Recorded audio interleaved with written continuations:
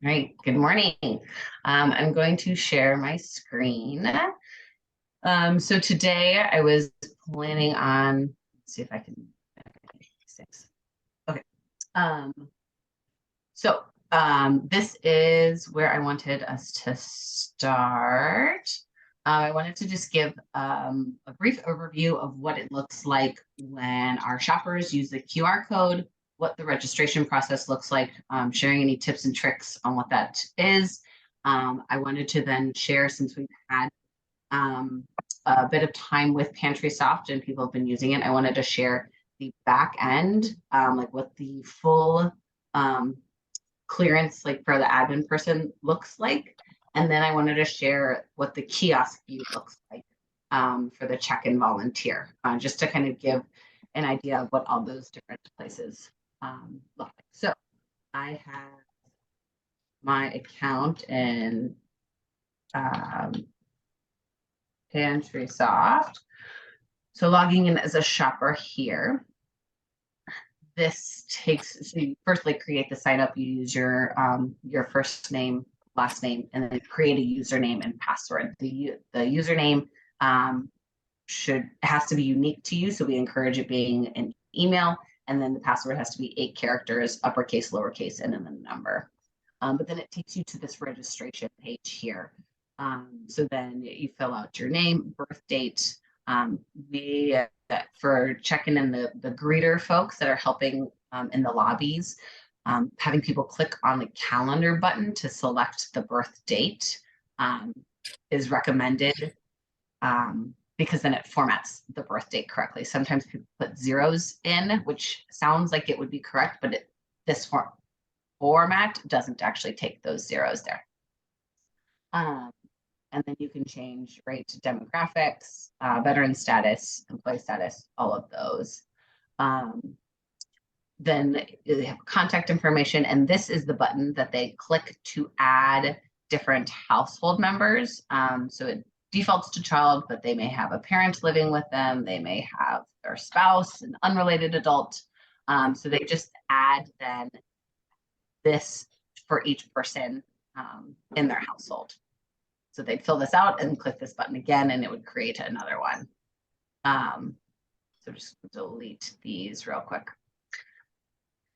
So if somebody has, this is a spot here, if they've got a person in their household, not in their household, to pick up groceries for them, they can list them in this proxy thing. What that does is add that person's name to the list of people that are like able to pick up for them, like when they come, selecting the name of the person there. And then they add in their total monthly income sources.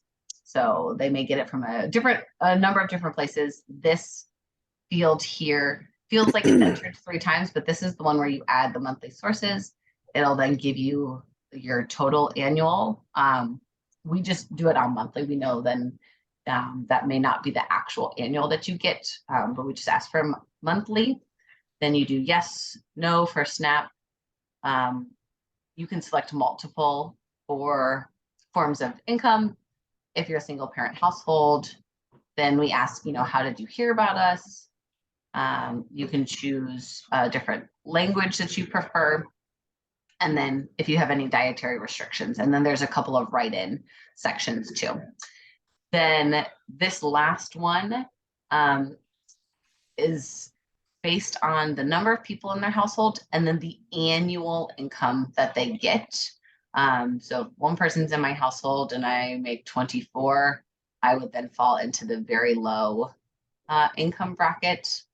So that's the one I would select. So once all those have been selected, specifically the ones with the red asterisks, you can hit save and continue, and it will go through. If any of those fields are kind of funky, then it won't take you through. Once you do, so that's the registration. If people are brand new and they've walked in to the in-person store, they scan the QR code, then they fill that registration out, and then they stop here because they're going to shop in person. If they're brand new and they filled that out at home, they found our website and were able to do that, they fill that out, and then they can continue with this screen in placing and order through our virtual store. So you can see that we remind folks that they can shop with us if they live in DuPage and Will County. And then because of our programming, everybody's welcome to shop with us twice a month, whether it's in person or through our virtual store. In addition to those 2 visits, everybody gets 2 extra virtual visits. So then they would see that here. So if they prefer to use the first 2 as in person, then they are encouraged to use the extra virtual visit when they choose to shop online. So then you can see that they can place orders. It's set to populate 7 days out. So today is the 7th. So you can see it goes through, I guess it's set to populate 5 days out. My apologies. But so then there's lots of different time frames, slots for them to choose from. So they click the orange button here. We then have this interview question page, which lets them answer any other things that they would have, they want help with. So Kristen is our director in our supportive services department, and Yasmin and Edwin help with that. So if anybody selects anything from here, we will reach out to them and talk to them and be able to refer them to somewhere that they can receive these services. So then you hit save and continue. You can also provide comments and feedbacks up here. And then this is the shopping page that people see. We're working on getting pictures for all of the different items. One of the features of PantrySoft is they have what we call pantry bucks. So that's up here in the corner.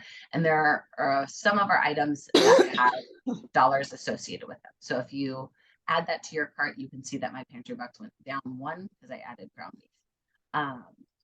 Each item has a limit, and then each category has a limit.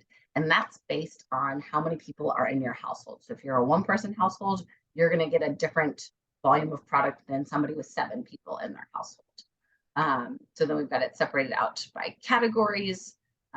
They can shop through the different items that we have. There's orange buttons to the side. It's also helpful when they're on their phone doing that. And then they would open their cart to check out. It's going to pull this tab over here. They'll see then the list that they have, and they hit check out now. Once they do that, this is their confirmation page. If people come through the virtual store, you may see people showing this to confirm that they've made their appointment for that day and time. And then this is their account number that populates on the ticket that we pack, and then is what is written on the box. Once people submit their order, they can either cancel it, they can edit it if it's more than 24 hours in advance. They can also edit their appointment. So the order is the product, like what's literally in your cart, the inventory, and then the appointment is the day and time and the location. So they can edit both of those if it's before 24 hours. And then they can also click this edit registration button, which would go back and edit that registration that we filled out. So I wanted to show you this, and then in tandem, here is the full admin clearance page. So you can see this is the West Suburban Community Pantry test shopper that I've created.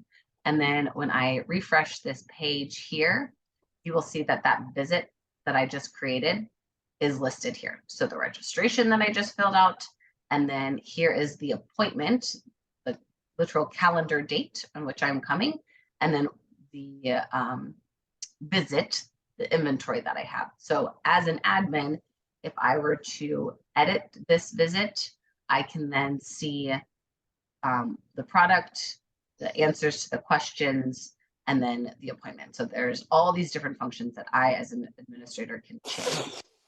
But then also, if you've ever packed an order, hitting print, this is then the ticket that you would see that you would pack from. So it has their name, the account number, day and time, and then contact information.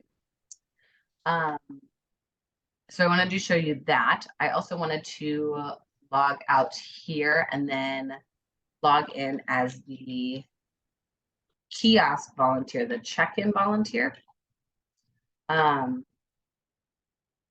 So because there's a bunch of things that we can do with this software, we can edit things, places to put notes. You can see their credit balance. It refills every Sunday. The people in their household, all this information. It's very busy, which is great. There's lots of stuff there. Not all of that is needed for people who check in our shoppers. 95% of the time, you're just saying that they're here for a visit. So if you are one of our check-in volunteers at the store, in-store pantry, you would, this is the view that you see. So you would look up a suburban test shopper. You can do it by any of these details. It would populate. And then you can see that this is the visit that I just created. So it's already in the system. The system talks to itself. And once somebody has submitted an appointment online, it automatically adds it in. So you can see that it's here. If I ever, if I came and I said, oh, I had a new baby and I have somebody else, or, my sister came to live with me, we can edit the client with this button here, which would take you to that registration page. So then here is all of that information. You can then add people, proxies, update anything that's missing. When you open it, it does ask you then to fill in those required fields. It kind of resets them, and it would essentially just create a new registration that they're doing. So that then keeps it up to date of what's the newest amount of information that we have on file for you. In this drop-down list, you can also then choose to print the ticket, which would be able to print on those ID cards or just a sheet of paper. And again, even though it shows you all this inventory, the pieces for the check-in shoppers that are helpful is their name and their account number. So those are visible on this ticket confirmation.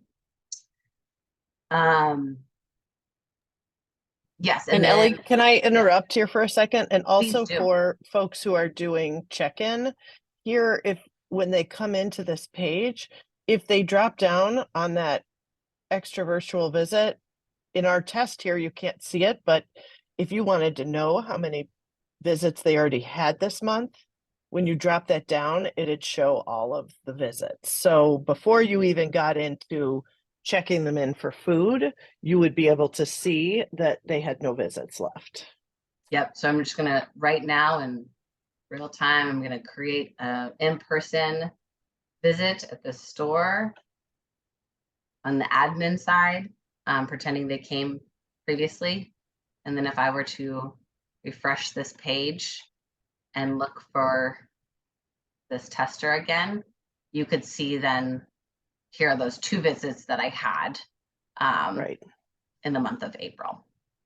It would show. So sometimes that's helpful before check-in folks get to the page where they're starting to enter them. Once they hit, just if they don't look at that and they just hit, what is it behind this, that new visit, right? Then they may get an error that says they're not available for that, which this person is available, but that's another way to tell.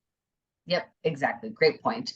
So the alert pops up each time because we have a couple of unique programming features that people are only able to do and many of our shoppers can't do. So messy back-end knowledge, but it essentially creates this alert every time. And what you're looking for, if you're one of our check-in people, is this line here.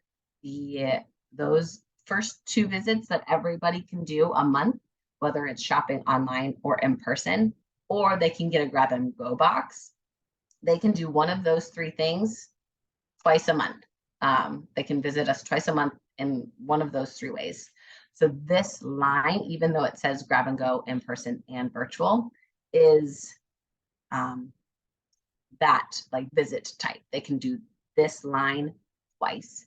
And then you can see this line that has the extra virtual visit, because again, everybody could do that 2 times. So that's its own line. And then these are those special things that have different clearances. So that's why those are down. And even if you were to, so let me force, oops. Let me force this again. I'm going to create a new visit for in person again.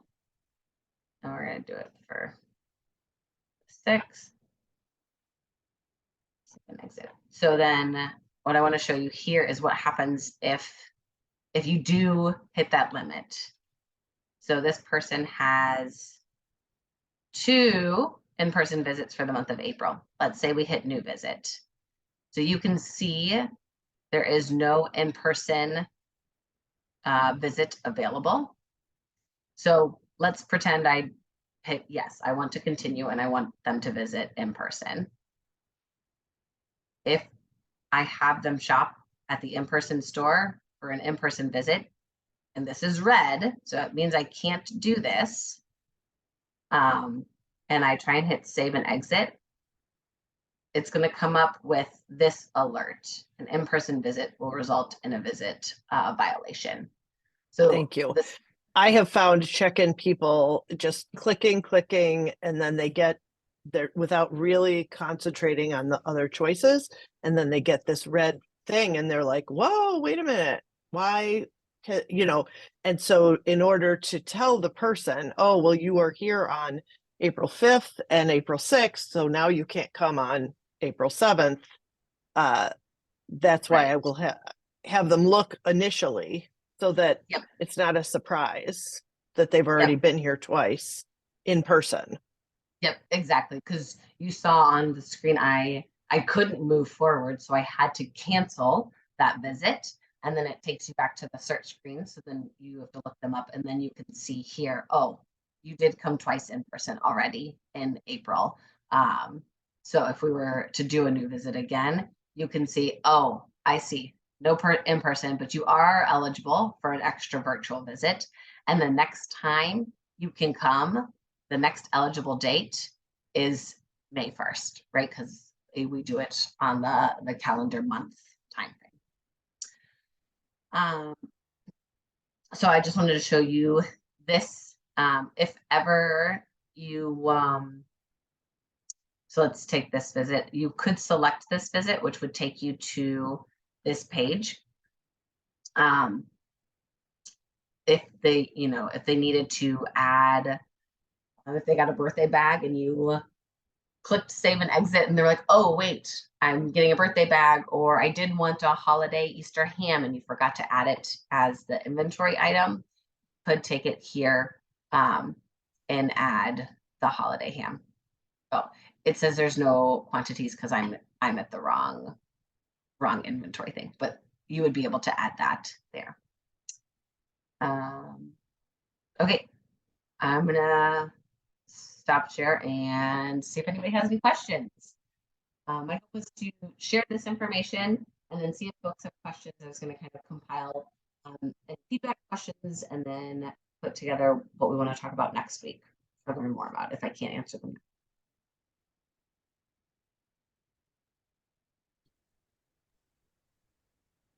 Hi, it's Feline. I don't really have any questions. I did pop in a couple of minutes late, but it looks pretty straightforward. I just wanted to jump in for the next time I volunteered to have like a little bit of background on what it was. So yeah, nail it the first time, but No, I'm glad that you're able to join us. And that's my hope, is with being able to offer these quick 30 minutes on Fridays. People can get a little bit more exposure to what PantrySoft is, have a little bit more knowledge. And then, if they're able to join us, or then if questions arise that, that come up while they're watching recordings or are able to be here, I'm happy to answer them. And I think that will be a betterment for our whole volunteers. Exactly. How many of these do you have in the office for people to sign in when they come in? Mm-hmm. How many of the tablets? So when they, We only have one tablet at the store. We have one Okay. tablet in our virtual pantry. Okay. Since it's web-based, everybody's able to scan the QR code with their phone if they have a phone. So that we found when we have multiple new people at the same time, many people are able to use their phone. And then if they don't, or if they're having issues or whatever, we have a tablet on hand to Okay. do. That's probably the part I missed right up front, right? Okay. Well, and that's a good thing that you brought up. So PantrySoft doesn't, I don't remember what the word is, but with Safari, it's kind of funky. It formats a little bit differently. So if you're holding your phone vertically, you may have a couple of the words cut off. And so we found that if you just turn it sideways, then you're able to see all of the prompts. Okay.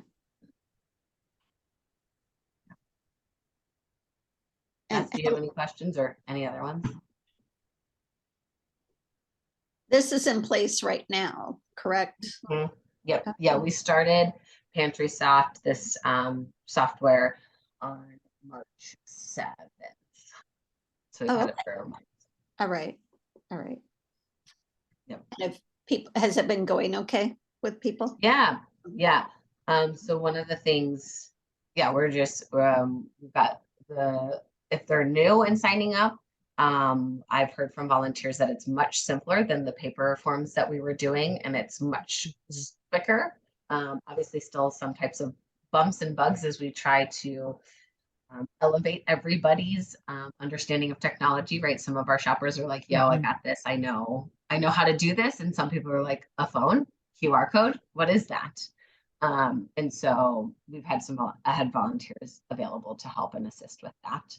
And then, yeah, being able to check people in is much smoother. It's really nice because the online ordering page talks with our database where previously it wasn't. So it's really nice when people place orders, I can see it in the database and be like, oh, this is why all these things are happening, or here's your contact information. It's all there together, whereas previously it was not. Perfect. Perfect.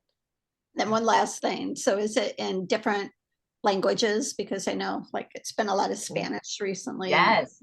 Ukrainian. Yeah, so on the screens in the top right corner, there's an A next to a symbol. And you click that and we have a long list of languages. And it's translated through Google Translate. So I have talked with a couple people in Arabic and in Spanish where, at least in Arabic, the language is like slightly off. He's like, I wouldn't use that word there, right? Like we have race, you have to identify which race, and you're like, this is how fast you can go. Like this is a race. This is not like ethnicity. I was like, This does not mean that kind of race. Yeah. Yes. So and unfortunately, since it's translated through Google, the software company that we bought this from, like they don't necessarily have a way to switch that. They'd have to like work through Google. So some of those are kind of funky things that I just alert them to, and then those may change down the road. Right. They do have a way to change the language so that they can better understand what they're navigating. And since all the fields are populated, Feline, they'll figure it out, right? Like if it's a race doesn't make sense, when you drop down, that is going to say, African American or Latino or whatever. So I'm assuming it's figure outable, but that is one of the downsides of Google Translate. Yeah, they're probably just saying, by the way, this doesn't mean that. Exactly. Okay. And that'll be helpful. I presented Ukrainian translation, and this guy is like, well, it would be better if it were Russian. I'm like, okay, well, I don't think you can read it. Sorry. Go with that. Yeah. So, okay, cool. Thank you. Yeah. And it translates so that since the whole thing's web-based, it translates all of the welcome pages, the registration, and then the shopping. It'll change all of the names, right? So like bread becomes pun and all of that, apples, manzana, all of those things will change so that people can understand, what they're shopping. Okay, thank you. Yeah, thank you. Cool.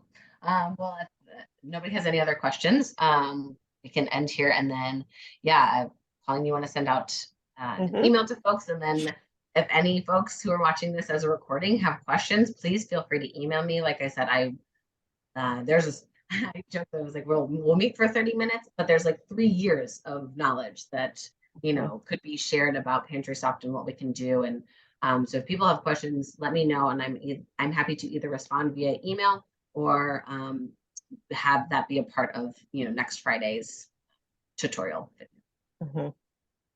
Yep, perfect. Thank you both for coming. We appreciate it very much. Thank you, ladies. Yeah, Yes, thank thank you. you. Appreciate it.